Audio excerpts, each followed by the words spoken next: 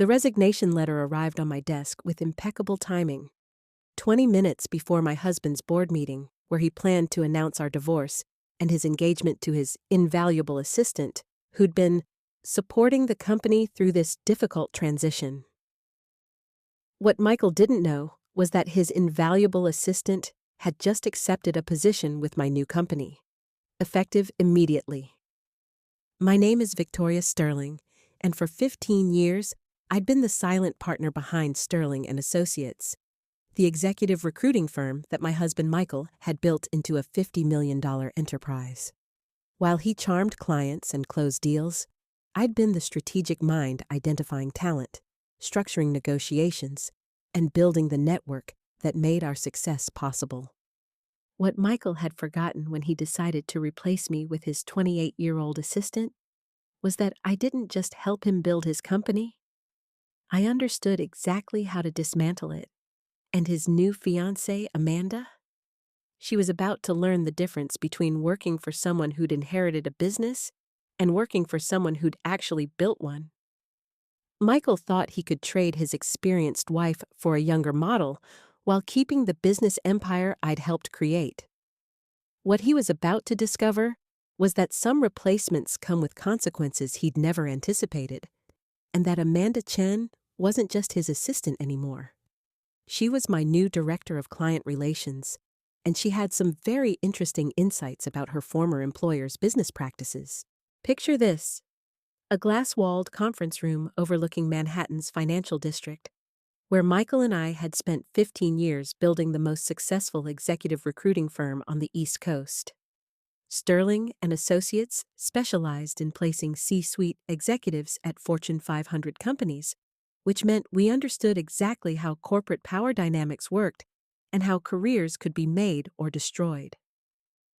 My role had never been officially defined because it didn't need to be. While Michael handled client relationships and public presentations, I was the strategic architect who identified target executives, researched their vulnerabilities, and structured acquisition approaches that made poaching talent look like natural career advancement. Mr. Harrison, your current CFO has been undervalued for 3 years while the market has recognized his expertise, I'd explained to clients who needed strategic leadership changes. We can provide him with opportunities that reflect his actual worth while solving your organizational challenges. I'd been so good at understanding executive motivations that I'd completely missed my own husband's. Sterling and Associates had built its reputation on understanding that executive placement wasn't just about matching skills to positions. It was about psychology, timing, and creating opportunities that felt inevitable rather than manipulative. I developed frameworks for analyzing corporate cultures, identifying leadership gaps, and positioning candidates so perfectly that hiring them seemed like obvious business decisions. Victoria, you're the genius behind everything we do, Michael would tell me during our strategic planning sessions. I can charm clients and close deals, but you understand people in ways that make our placements stick. We're perfect partners. Perfect partners. Right until he decided to replace the senior partner with entry-level talent. The first sign of change came 6 months ago when Michael hired Amanda Chen as his executive assistant, fresh from business school, ambitious, and eager to learn the recruiting industry from someone she clearly admired for his success and sophistication. Mrs. Sterling, I'm so excited to work with your husband. His reputation in executive placement is legendary. I hope I can learn enough to be truly helpful to the firm. What Amanda didn't understand was that Michael's reputation had been built on strategic frameworks I'd developed, client relationships I'd cultivated, and placement methodologies that reflected 15 years of my psychological analysis rather than his natural charisma. Over the following months, Michael started including Amanda in strategy sessions that had previously been private discussions between partners. She'd take notes while I outlined executive profiles and placement strategies, absorbing methodologies she assumed had originated with Michael. Then came the business trips. Michael and Amanda would attend industry conferences together, while I remained in New York to maintain client relationships. The same conferences where I'd historically been the strategic presence, while Michael handled networking and presentations. But here's the thing about being an executive recruiter who specializes in understanding workplace psychology. You develop instincts about when professional relationships are becoming personal ones. When your husband starts traveling alone with his assistant while excluding you from strategic planning, you start applying the same analytical frameworks you use for client situations. I began documenting Michael and Amanda's interactions with the same thoroughness I applied to executive background investigations. What I discovered wasn't just evidence of an affair. It was evidence of systematic knowledge transfer that was preparing Amanda to replace me in both professional and personal capacities. The beautiful thing about being an executive recruiter is that you understand exactly how insider information flows and how business relationships can be weaponized. Michael and Amanda thought they were conducting a discreet affair while gradually transitioning my responsibilities to her. What they were actually doing was providing me with perfect intelligence about their plans. I started with basic due diligence, using the same investigative techniques I employed when researching executive candidates for client placements. Michael's travel expenses, meeting schedules, and communication patterns painted a clear picture of relationship development that went far beyond professional mentoring. But the real revelation came when I accessed our firm's client relationship management system and discovered that Michael had been systematically copying my strategic notes, client profiles, and placement methodologies into files labeled Amanda Training Materials. He wasn't just having an affair with his assistant. He was training her to replace me professionally by transferring intellectual property I'd developed over 15 years. Every framework I'd created, every client insight I'd documented, every strategic approach I'd refined, all being packaged for his new partner. The smoking gun was a draft presentation titled Sterling and Associates Strategic Transition Plan that outlined how Amanda would gradually assume my responsibilities while I was transitioned to an advisory role that would eliminate my involvement in day-to-day operations. Michael was planning to divorce me while stealing my intellectual property and positioning his girlfriend as my professional replacement.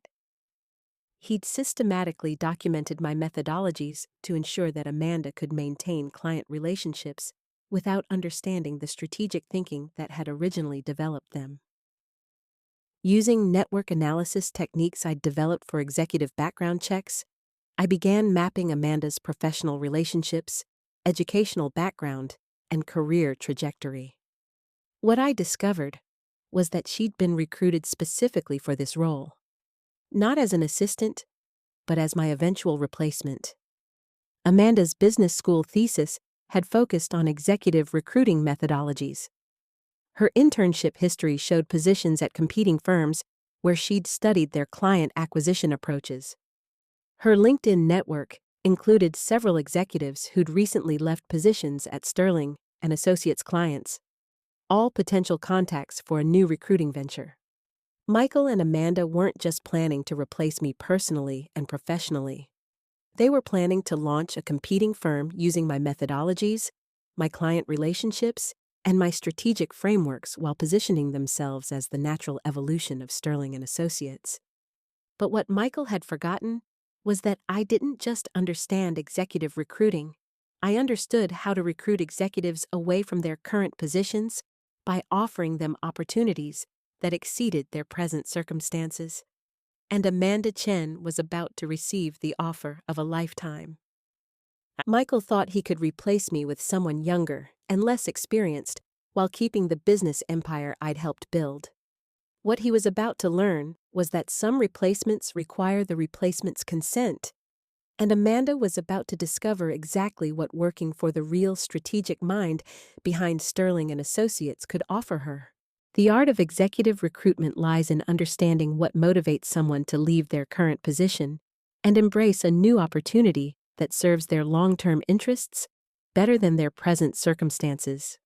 Amanda Chen was about to receive the most sophisticated recruitment pitch of her career, one designed by someone who'd spent 15 years perfecting the psychology of professional transition.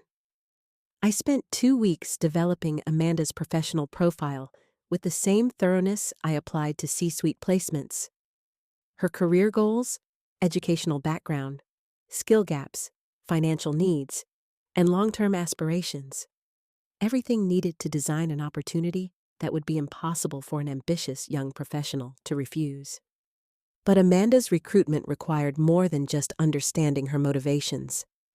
I needed to demonstrate superior strategic thinking, provide clear advancement opportunities, and most importantly, reveal information about her current situation that would make staying with Michael feel like career suicide. The approach began with a lunch invitation that appeared to be routine professional development. Amanda thought she was meeting with her boss's wife for casual conversation about the recruiting industry. What she was actually walking into was the most sophisticated job interview of her life. "Amanda, I've been impressed by your quick understanding of our industry." I began over salads at a restaurant where I'd recruited dozens of executives over the years. "Your strategic thinking and client relationship skills suggest someone who could excel at senior levels with the right opportunities." "Thank you, Mrs. Sterling. I'm learning so much from Michael about executive placement and client management. This industry is more complex than I initially understood." "It is complex. The methodologies Michael has been sharing with you, the client analysis frameworks, the strategic positioning approaches, those took years to develop and refine. Understanding their origins helps you apply them more effectively." Over the next hour, I walked Amanda through the actual development history of every strategic framework she'd been learning, which approaches I'd originally designed, which client relationships I'd built, which placement methodologies reflected my psychological analysis rather than Michael's natural sales abilities. I didn't realize how much of the firm's strategic foundation you'd developed. Michael always presented these as industry standard approaches. Michael is excellent at implementing strategies and managing client relationships, but strategic development requires different skills, ones that you've demonstrated in your analysis of our recent placements. Then I made the offer that would change everything. Sterling Talent Solutions, a new executive recruiting firm focused on senior-level placements for technology and healthcare companies, with Amanda as Director of Client Relations and an equity partner track that would make her financially independent within 3 years. This isn't just a job offer, Amanda. It's an opportunity to work directly with the strategic mind behind Sterling and Associates' success, while building something new that recognizes your actual capabilities rather than limiting you to implementation of other people's methodologies. Amanda, clearly interested but conflicted. "Mrs. Sterling, this is an incredible opportunity, but I have commitments to Michael and the firm. I can't just abandon my responsibilities." "Amanda, let me share something about your current situation that might help clarify your responsibilities. Michael is planning to divorce me and position you as my replacement, both personally and professionally." "You're not just his assistant, you're his transition plan." I slid a folder across the table containing copies of Michael's transition plan, his draft divorce filing, and documentation showing how he'd been systematically transferring my intellectual property to prepare for Amanda's permanent role. The question isn't whether you're abandoning your responsibilities.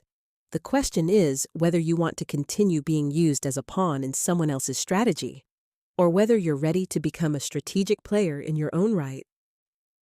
Amanda signed her acceptance letter 20 minutes later, effective immediately with a start date that would coincide perfectly with Michael's board meeting announcement about our divorce. Monday morning arrived with Michael in exceptional spirits, preparing for the board meeting where he'd announce our amicable separation and Amanda's promotion to strategic director, the role that would position her as his new business partner, while I gracefully transitioned to advisory status. What Michael didn't know was that his strategic director had already submitted her resignation and was currently across town setting up her new office at Sterling Talent Solutions, where she was preparing to contact every major client of Sterling and Associates with some very interesting insights about their current recruiting partner. The Sterling and Associates board meeting began at 10 a.m. with Michael's usual confident presentation style. He outlined company performance, discussed market opportunities, and gradually built toward his personal announcement with the timing of someone who'd rehearsed this moment extensively. As you know, Victoria and I have decided to pursue separate paths personally. This transition provides an opportunity to restructure our leadership team with fresh perspectives and innovative approaches. I'm pleased to announce that Amanda Chen, who has demonstrated exceptional strategic thinking and client relationship skills, will be joining our senior leadership team as strategic director, effective immediately. That's when Michael turned to introduce Amanda, expecting to see her entering the conference room with the presentation materials they'd prepared together. Instead, he found himself facing an empty doorway and increasingly confused board members. Amanda should be... Let me just check. She must be handling a client emergency. While Michael frantically texted his missing strategic director, I was entering the conference room through the main entrance, carrying my own presentation materials and wearing the expression of someone about to deliver news that would change everything. Good morning, everyone. I apologize for the interruption, but I have some important information about company operations that the board needs to review immediately. I handed each board member a comprehensive analysis I'd prepared overnight, documentation showing every client relationship I'd developed, every strategic framework I'd created, and every revenue stream that depended on intellectual property Michael had been systematically transferring to his assistant. As you can see from the analysis, approximately 73% of Sterling and Associates' strategic value derives from methodologies and client relationships I developed over 15 years. Michael's transition plan essentially involves transferring my intellectual property to someone with 2 years of industry experience. Victoria, this is completely inappropriate. This is a private matter that shouldn't involve the board. Michael, when you plan to transfer company intellectual property to your personal relationship while removing the person who developed that property, it becomes very much a board matter. Then I delivered the information that would end Michael's career at the company we'd built together. Furthermore, Amanda Chen has accepted a position with Sterling Talent Solutions, effective this morning. She'll be taking her insights about our client relationships and strategic approaches to a competing firm. Michael, is this accurate? You've been sharing proprietary information with someone who's now working for a competitor? How could you allow this kind of security breach? What safeguards were in place to protect company intellectual property? This isn't how it was supposed to happen. Amanda wouldn't leave without notice. She understands her obligations. Amanda understands her obligations perfectly. That's why she's now working for someone who can actually provide strategic guidance rather than just implementing other people's methodologies. The board meeting ended with Michael's immediate suspension pending investigation of intellectual property breaches and a vote of no confidence in his leadership. By noon, I'd been reinstated as senior partner with full strategic authority, and Michael was clearing out his office while facing potential legal action for corporate misconduct. 6 months after Michael's spectacular career implosion, I was sitting in my new corner office at Sterling Talent Solutions, reviewing quarterly reports that showed we'd captured 60% of our former firm's client base, while establishing ourselves as the premier executive recruiting firm for technology and healthcare companies. Amanda had proven to be everything I'd hoped for in a business partner: intelligent, strategic, and most importantly, loyal to someone who'd actually invested in her professional development, rather than using her as a placeholder for stolen intellectual property.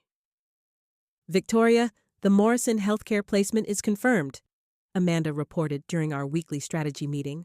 Their new CEO starts Monday, and they've already requested our services for identifying a new CFO to support their expansion plans. Excellent work! Your understanding of their corporate culture made the difference in positioning Dr. Richards as the optimal candidate.